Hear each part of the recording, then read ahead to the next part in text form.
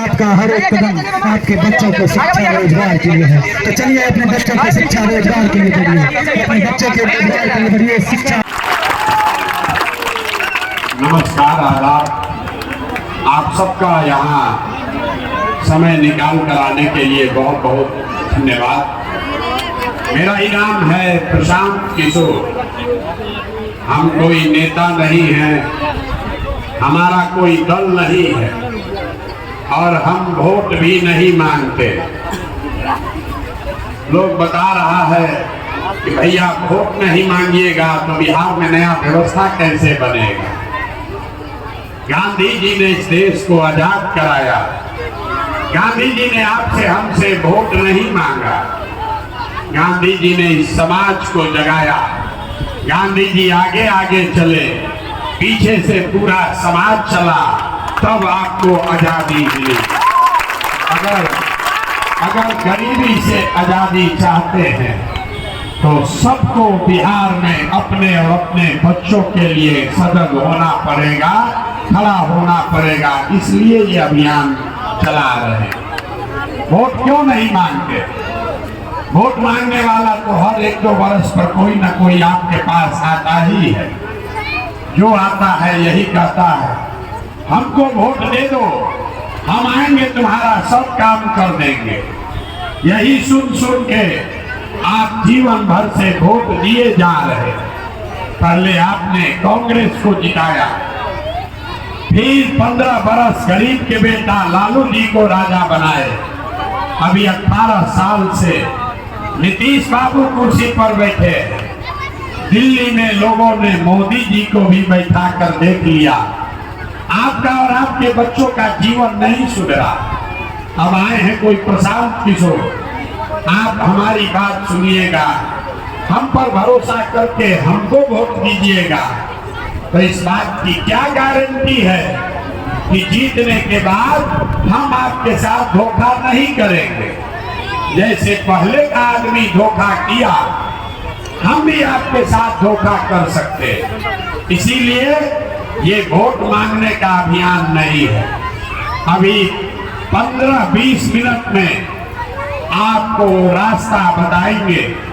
आपको ये बताएंगे, आपके आंख के सामने दिखाएंगे कि आपके गरीबी बदहाली का कारण क्या है और इससे निकलने का उपाय क्या है। आप बात को सुनिए, समझिए, ठीक लगे तो अपनाइए, न ठीक लगे तो जैसे जिंदगी चल रहा है वैसे चलाइए। यहाँ पर हमारे मुसलमान भाई बहुत बैठे हुए। हम 5000 गांव में पैदल चलकर यहाँ पहुँचे और रोज कैमरे पर कहते हैं कि दलितों के बाद अगर सबसे ज्यादा कहीं गरीबी बदहाली दिखी तो मुसलमान भाइयों के गांव में दिखी।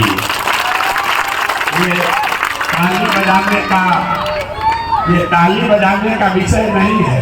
अपना दुर्दशा देखिए, अपने बदहाली की बात सुनकर ताली बजा रहे। मेरे भाई, यहाँ जितना आदमी आता है आपको ये बताता है कि मुसलमानों की बदहाली इसलिए है कि कोई कहता है हमको कांग्रेस ने ठगा, कोई बता रहा है कि लालू जी ने धोखा कर दिया, कोई कह रहा है कि मोदी और भाजपा वाले परेशान कर रहे हैं। हम आपको बताते हैं आपकी बदहाली क्यों है। आपकी बदहाली इसलिए है कि आपके कौम में जो पैगंबर साहब ने आपको बताया, आपने तो उससे भी किनारा कर लिया। ये मुसलमानों के कौम में पैगंबर साहब ने लिखा है, बताया है कि जिस कौम को अपने रहनुमाओं की समझ न हो उसके ऊपर जालिम हुक्मरानों को मुसल्लत कर दिया जाता है। अगर आज का हुक्मरान आपको जालिम दिखता है तो इसका मतलब है कि कहीं ना कहीं आपसे अपने हुक्मरानों को, रहनुमाओं को चुनने में गलती हुई है। ये बात हम नहीं कह रहे, ये बात तो पैगंबर साहब बोल कर गए। आप कुरान पढ़ते हैं, दिन में 5 बार नमाज पढ़ते हैं। कुरान का पहला शब्द है इकरा, पढ़ाओ, पढ़ो। और ये वो कौम है जो 5 बार नमाज पढ़ती है लेकिन अपने बच्चों की पढ़ाई की चिंता नहीं करती। कैसे भला होगा? आप प्रशांत किशोर से सुनने आए हो, हम आपको क्या बताएंगे? आप तो अपने पैगंबर साहब की बात नहीं माने तो हमारे बात क्या मानिएगा? इस्लाम में ये बताया गया कि बिना जद्दोजहद के जीवन में कुछ भी हासिल नहीं हो सकता। और आज का जो मुसलमान है वो जद्दोजहद नहीं करना चाहता, वो किसी के पीछे चलना चाहता है। पहले कांग्रेस के पीछे चला, फिर लालू तेजस्वी के पीछे चला, आज आप हमको सुनने आए हैं कि प्रशांत किशोर के पीछे चले। मेरे भाई, किसी के पीछे चलने से आपका भला होने वाला नहीं है। 18 करोड़ की कौम किसी के पीछे चल के अपना भला नहीं कर सकती है। जब तक आप अपने कौम में कौम के जो बुनियादी बातें हैं, सियासी नजरिए से जो बातें आपके रहनुमा ने आपको बताई है, उसको नहीं समझोगे, उसको नहीं अमल में लाओगे, तब तक कोई प्रशांत किशोर, कोई लालू यादव, कोई राहुल गांधी आपका भला नहीं कर सकता है। इसलिए यहाँ आ जाए। आप यहाँ सुनने आए हैं कि ये कौन लड़का है प्रशांत किशोर, 2 बरस से पैदल चल रहा है, अपनी बर्बादी का आलम देखिए। आप किसी दूसरे के बच्चे को देखने आए क्योंकि आपको किसी ने बताया है कि हम 2 बरस से अपना घर परिवार छोड़कर पैदल चल रहे हैं। आपको ये भी नहीं पता चल रहा है कि आपके अपने बच्चे, आपके पति, आपका बेटा, भाई, भतीजा आज से नहीं 4 बरस, 5 बरस, 10 बरस से आपको छोड़कर चला गया मजदूरी करने, नौकरी करने। और जिनका भी बच्चा, जिनका शौहर, आपका बेटा, आपका भाई, भतीजा जो आपको छोड़कर गया है, साल में एक बार कोई ईद में, छठ में घरे आता है, एक बार आप उसका मुंह देखते हो। साल भर वो आदमी वहां बीमार भी पड़ जाए, आप छटपटा के रह जाइएगा, उसको देख नहीं सकते और आप उसकी चिंता नहीं करते। जब वोट होता है तो आपको अपने बच्चे का कष्ट नहीं दिखता, आपको लोग भय दिखाते कि भाजपा को रोकने के लिए हमको वोट दे दो। आप नमाज पढ़ते, आप कहते हैं हम अल्लाह को छोड़कर किसी से नहीं डरते। और पूरे कौम के सामने मैं कह रहा हूं, आपसे ज्यादा डरने वाला कौम पूरे देश में कोई नहीं है। आप इतना डरते हैं भाजपा से कि किसी ने अगर भाजपा का नाम ले लिया तो उसके सामने आप उन लोगों को भी अपना रहनुमा बनाते हो, उनको भी वोट लेकर जिताते हो जो आपके बच्चों का हक लूट कर ले गए हैं। तो आप नहीं भोगिएगा तो कौन भोगेगा? कौन भोगेगा? आप आए हैं हमसे सीखने, हम आपको क्या सिखाएंगे? हम अभी आपको कोई बात नहीं सिखाएंगे, आपसे 3 सवाल करेंगे। पूरी पदयात्रा में हर गांव में हम सिर्फ 3 सवाल करते हैं, आप उसका जवाब दीजिए और आपको अभी दिखेगा कि आपकी ये गरीबी बदहाली की वजह क्या है, इसका जिम्मेवार कौन है और इससे बाहर कैसे आप निकल सकते हैं। आप जितने लोग यहाँ आए हैं, एक बार जरा सोच के बताइए, आपके गांव पंचायत में और कुछ हो या न हो, आप सभी के बच्चों के पढ़ाई और रोजगार की व्यवस्था होनी चाहिए कि नहीं होनी चाहिए? उठाइए हाथ और बताइए, होना चाहिए कि नहीं होना चाहिए? जोर से बोलिए, होना चाहिए कि नहीं होना? हमने नहीं सिखाया, आपस में बात मत कीजिए, हमने नहीं सिखाया। यहाँ बैठा हुआ हर व्यक्ति, आप चाहे हिंदू हैं या मुसलमान, अनपढ़ हैं या पढ़े लिखे, गरीब हैं या अमीर, महिला हैं या पुरुष, सब ने कहा कि न भैया पढ़ने और रोजगार का व्यवस्था तो होना ही चाहिए। किसी प्रशांत किशोर की जरूरत नहीं है, आपको मालूम है अगर आपके बच्चों के रोजगार पढ़ाई का व्यवस्था हो जाए तो कोई मुखिया बने कोई विधायक बने आपके बच्चों का जीवन सुधर जाएगा। अब आपको दिखाते हैं आपके बदहाली का कारण। सब आदमी जरा एक बार अपने अपने उन्हीं बच्चों का चेहरा याद कर लीजिए जिनको आप पढ़ाई और रोजगार दिलाना चाहते हैं, और उन बच्चों के नाम पर एक बार ईमानदारी से बताइए आप में से किसने जीवन में एक बार भी अपने बच्चों के पढ़ाई और रोजगार के लिए वोट दिया?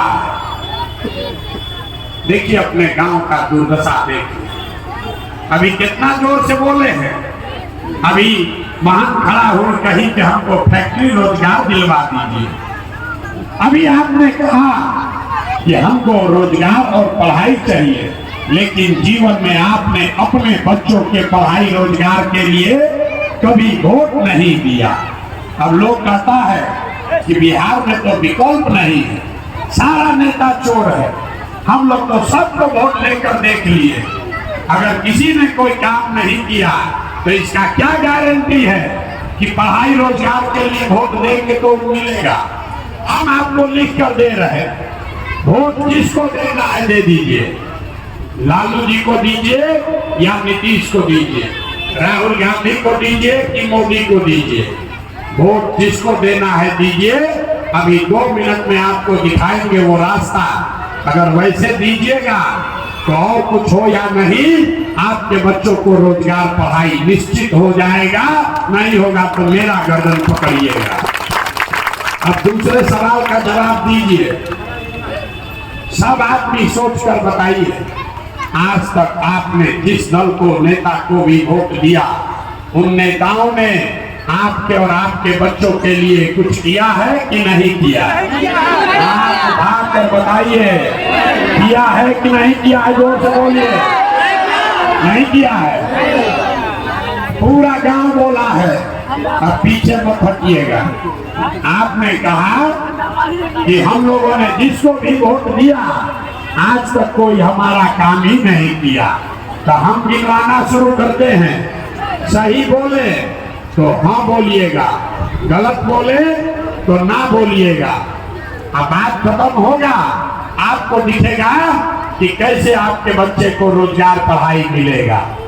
पूरे बिहार में आपके गांव पंचायत में भी बहुत सारे लोगों ने 5 किलो अनाज के लालच में मोदी जी को, भाजपा को वोट दिया। तो बिहार में चाहे जितना चोरी भ्रष्टाचार है, 1 किलो चोरी करके यहाँ के गरीब को 4 किलो अनाज मिल रहा है कि नहीं मिल रहा है? जोर से बोलिए, मिल रहा है कि नहीं मिल रहा है? हमने आप लोग जो आए हैं अगर जवाब दीजिएगा तब बात होगी, नहीं तो हम यहाँ पर आपको हाथ जोड़ने नहीं आए हैं। अगर सीखना है तो जोर से बोलिए हाँ या ना। हमने वोट लिया हिंदू मुसलमान बनके। हिंदुओं ने कहा कि हमारा दशा कुछ भी हो, पहले अयोध्या में राम जी का मंदिर बनना चाहिए। तो आपके गांव में नाली गली नहीं बना, स्कूल अस्पताल नहीं बना, फैक्ट्री नहीं लगा, लेकिन आपके वोट की वजह से अयोध्या में राम जी का मंदिर बना है कि नहीं बना है? हमने वोट दिया लालू जी को, कई लोगों ने वोट दिया लालू जी को। लोग कहते हैं कि जाने नीचे विकास नहीं हुआ, सड़क नहीं बना, बिजली नहीं आया, पढ़ाई नहीं हुआ, रोजगार नहीं मिला, लेकिन लालू जी के राज में गरीब को, पिछड़े को, अकलियत को आवाज मिला, सम्मान मिला। तो लालू के राज में सड़क बिजली नहीं बनी, आपके बच्चों को रोजगार पढ़ाई नहीं मिला, लेकिन गरीब को, पिछड़े को आवाज और सम्मान मिला कि नहीं मिला? जोर से बोलिए, मिला कि नहीं मिला? हमने कई लोगों ने वोट दिया नीतीश कुमार को। लोगों ने कहा हमको सड़क और बिजली चाहिए। लालू जी के राज में बिजली, सड़क, पानी नहीं था।